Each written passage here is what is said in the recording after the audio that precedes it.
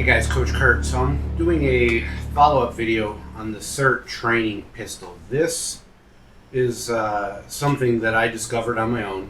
I've done SIRT pistol training on the channel, not a lot because this is a martial arts channel, but in my opinion, firearms training is a martial art, and the safest way to combine martial arts and firearms, I think, is something like a SIRT pistol or even simunitions, but I'm too poor to be buying my own sim guns and sim rounds. It's like $1 a round, and that's expensive. It's been my experience that something like the SIRT pistol is a great way to get that training in, at least the repetitions of the movements, without costing an arm and a leg of buying a lot of ammo on the range. It absolutely does not replace range training, but I think you'll be surprised at how much you can get away with and what good habits you can build as long as you're training correctly. Proper training builds proper habits and great response. But this video is the difference between the SIRT 110, which is the model that's been on the market forever, and the SIRT 115, which is basically their knockoff of the Gen 5 Glock 17, and this is more of your Gen 3, Gen 4 knockoff of the Glock 17. They also have the SIRT 115C as in Charles, and that is going to be your Glock 19. So if you're a detective, an inspector, special agent, whatever your title is, and you're a plainclothes officer, that's probably a good match for you. There are a lot of uniform officers that carry the Glock 19. It's like the Corolla, Toyota Corolla. It's the best-selling pistol in the world, probably. It's like the Toyota Corolla is the best-selling vehicle. But what is the difference, and why would you spend a little bit more for the Gen 5 knockoff versus the Gen 4? Now, this is just for comparison's sake. This is the 115. This is your Gen 5. Now, I splurged and got the metal slide, and I put, I don't know if you'll be able to see it or not, actual Glock night sights on this pistol. I wanted it to be as close to my service pistol as possible. Sights are a little different, but they're metal quality sights. If I have one or two small bitches and complaints about SIRT, their plastic sights are shit. They're horrible sights. You're going to want to switch those out. Find some inexpensive sights on Amazon and put those on your SIRT pistol. That would be one thing I would do. But let's get back to the pistols at hand. Your SIRT 110 is going to have the again, this isn't an exact copy, and there's some good and bad because of that. If you're just looking for generic pistol with a very similar trigger pull, then this is fine. The downfall is let's see if I can back up. This SIRT 110 fits in my duty holsters. I have a Safariland level 2 duty holster, but it comes right out. This is the retentions don't work on this holster. It works for some holsters, but this holster, the Safari level 2, first safety, second safety, so it's a level 2 holster. Very similar to the hood, but we won't get into holsters. But some holsters will work just fine, and others like this one, it doesn't. So what does that mean? Well, you're not practicing the retention, or it can fall out when you're doing control tactics. I didn't like that, but it was one of the little things I overlooked because I got to do a lot of really good training in the garage. You've seen my setup. I might do some interaction with Bob here in this video, but this is more of a review and so forth. So again, just like any of the other options, you get a green laser, red laser option. I found out with a different product that the green laser doesn't set off my targets in my garage because it's infrared, and so it takes the red lasers to set it off. So when I bought my SIRT 115, I still opted for the green laser, even though it didn't set off the targets, because it's not a big deal to me. I'm just going for accuracy, not for the cool sound effects. But when I was training with other officers who might be using my 110, I wanted a different a different reaction. I wanted to be able to see, yeah, the green one is mine, and if I'm training with another officer, the red one is theirs. So that might be one reason why you go with one over the other. But if you're looking to add some of those, like those reactive ding ding targets that you hear in the background sometimes when I'm training with the SIRT, that would be a reason to go with red. It's neither here or there if you don't care. The green is easier to pick up with the eye. With these 51-year-old eyes in glasses, I like the green laser.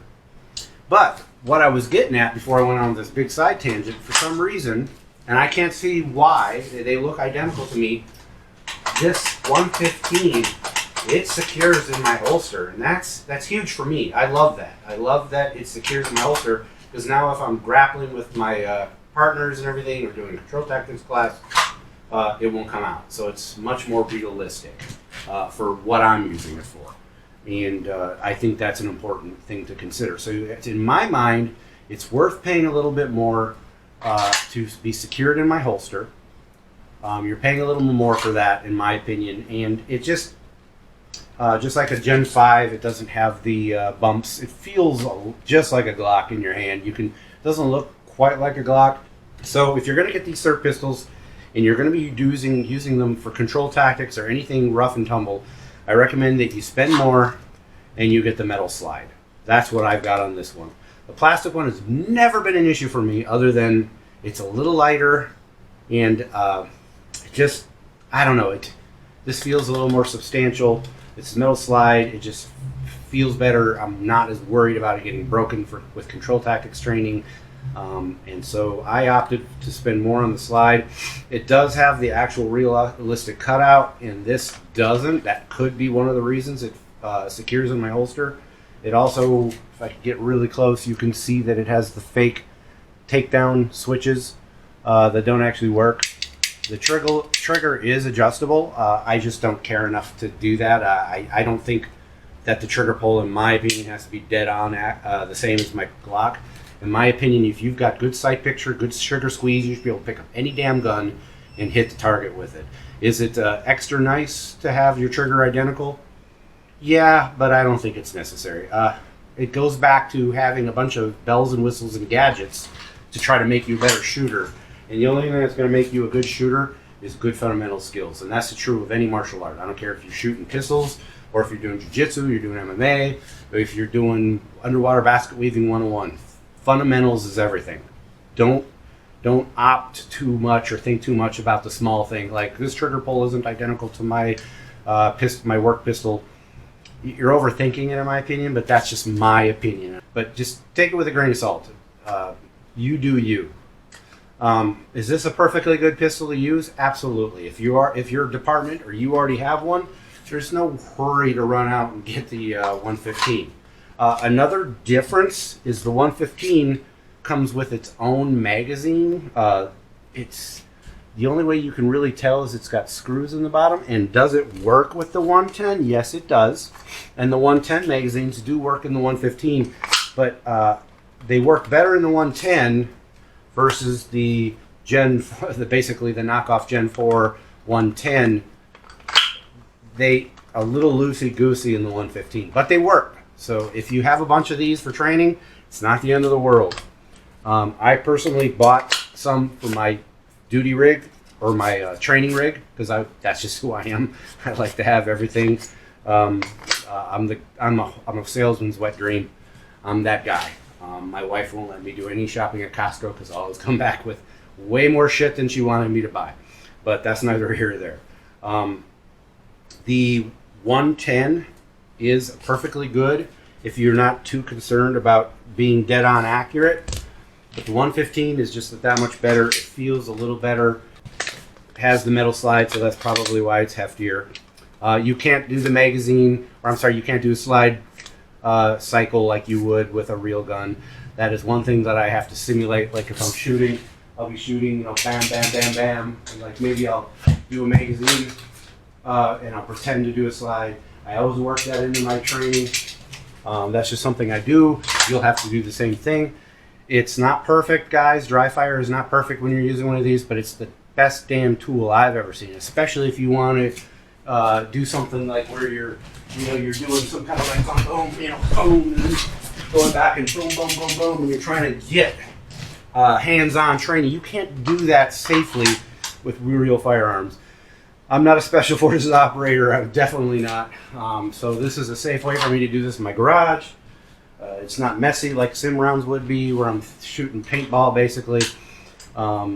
It's way cheaper, and I have noticed on the range how I can get that. I'm not necessarily any more accurate than I used to be back in the day, but I'm quicker. I'm quicker on target. I'm not overly concerned. I see the sight, I squeeze the trigger. You just get more comfortable with the gun, and you line your sights up, and you go. So that pretty much wraps it up. This was just a quick down and dirty review. I hope you guys liked it. Again, I prefer the 115, but it's not the end of the world, guys. If you have the 110, it's perfectly good. If I had to choose, and if you had to choose, I recommend the 115 model. The 115C is in Charles. If you have a Glock 19 as your primary weapon, they even make a compact, like baby Glock variant. If you're into that, actually, it's really generic. It pretty much matches any baby gun on the market. If you're looking for a small single stack 9, and that's what you carry, like you're just a civilian and you're doing your everyday carry, that's a great little option as well. I'm going to wrap this up. Everybody stay safe. Please send me your requests. Please like, subscribe, and share, and everybody stay safe. Let's roll. Hey, let's be careful out.